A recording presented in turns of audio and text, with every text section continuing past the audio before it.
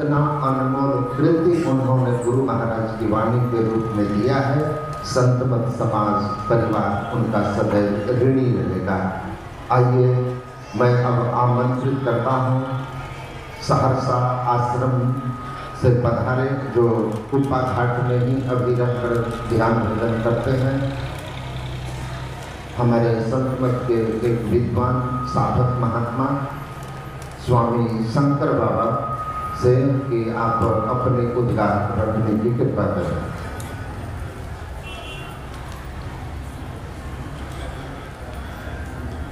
धन्य धन्य सद्गुरु सुखद, महिमा कही न जाए। जो कुछ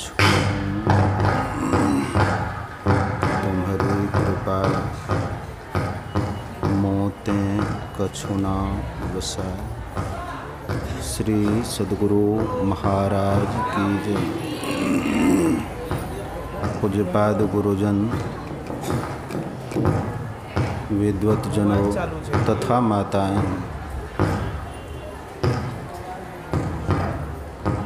जिनसे हम उपकृत होते हैं, नहीं चल उनके प्रति स्वाभाविक हमारी श्रद्धा हो जाती है। आज जितनी भी जयंतियाँ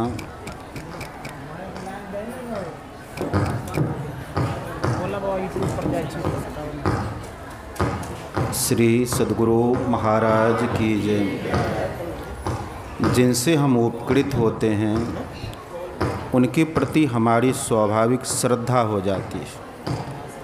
आज जितनी भी जयंतियाँ हैं, पर्व हैं, रामनवमी है, शिवरात्रि है, जन्माष्टमी है, दशहरा है, या जितने महापुरुषों की जयंती हम मनाते हैं, वह उनका हम आपके प्रति उपकार का परिणाम है। तो महर्षि संतसेवी परमहंस महाराज के उपकार को हमारे विद्वान प्रवक्ता सुना रहे थे। पूज्य स्वामी छोटे लाल बाबा के कहने पर संतमत सत्संग का इतिहास लिखना हम आरंभ किए। जब परमाराध्य गुरु महाराज के जीवन में आए, अर्वाचीन संतमत सत्संग का इतिहास लिखा जाने लगा मेरे द्वारा, तब देखा कि संतमत का जो अभी वर्तमान प्रारूप है, इसमें संतसेवी परमहंस महाराज का जो योगदान रहा है, आरंभ सत्संग योग ही नहीं, गुरु महाराज के द्वारा लिखित और संपादित जितनी भी पुस्तकें हैं, महर्षि संतसेवी परमहंस महाराज ने उनका संपादन किया है। हमारे निपुणानंद बाबा सुना रहे थे, आज जितने भी प्रवचन हम लोगों के समक्ष में परमाराध्य गुरु महाराज का है, वह देन है महर्षि संतसेवी परमहंस महाराज का। पिंड ब्रह्मांड को जो समझ पा रहे हैं नक्शा में, वह संतसेवी परमहंस महाराज का देन है।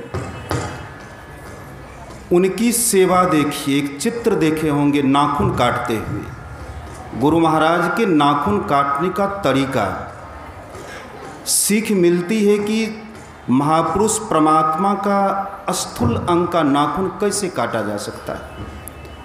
वे जब गुरु महाराज के बाल को झाड़ते थे तो जितना बाल होता था रख लिया करते थे।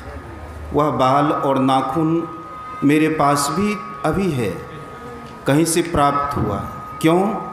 सगुण रूप में परमात्मा की सेवा वे कर रहे हैं, और उनका योगदान यही नहीं, इतना ही नहीं। हमारे सतप्रकाश जी महाराज सुना रहे थे कि जितना जब गुरु महाराज याद किए जाएंगे तो संतसेवी परमहंस महाराज स्वतः याद किए जाएंगे। और गुरु महाराज की श्रीमुख से निःसृत वाणी है कि जिस प्रकार से क्यों के साथ स्वतः यू आ जाता है अंग्रेजी शब्द में, उसी तरह से महर्षि में ही आने के साथ साथ महर्षि संतसेवी का यू की तरह समावेश हो जाना स्वाभाविक है, स्वतः है। ऐसे महापुरुष हो गए महर्षि संतसेवी परमहंस महाराज। और सदगुरु महाराज के पश्चात भी हम सुन रहे थे कि आज जो संत मत के विशालतम बाग को देख रहे हैं, संपूर्ण भारत ही नहीं विदेशों में जो संतमत सत्संग का प्रचार है, अंग्रेजी का शब्द ड्यू टू संत सेवी परमहंस जी महाराज। तो ऐसे महापुरुषों की पावन चरणों में हम कोटि कोटि नमन वंदन और अपनी वाणी को समर्पण करते हुए उन्हें श्रद्धांजलि पुष्पांजलि अर्पित करते हैं। उस महान ज्ञान गंगा को, सूर्य को, हमने उनके संबंध में शब्द यहीं से शुरू किया कि वह ज्ञान मार्तंड जिनके संबंध में कलम चलाना, सूर्य को दीपक दिखाना, पृथ्वी को कागज बनाना, समुद्र को रोशनाई बनाना और जितने वन उपवन हैं उसको कलम बनाना, सब महर्षि संत सेवी जी के गुणगान को लिखना असंभव है। उसी प्रकार से उनके व्यक्तित्व, कृतित्व, वसीयत, विरासत को मुख से कहना असंभव है। यह लज्जा की बात है।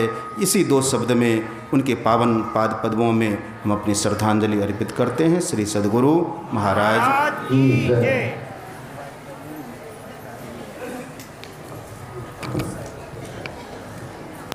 सज्जनों, अभी आप कुछ बाबू की महिमा सुन रहे थे।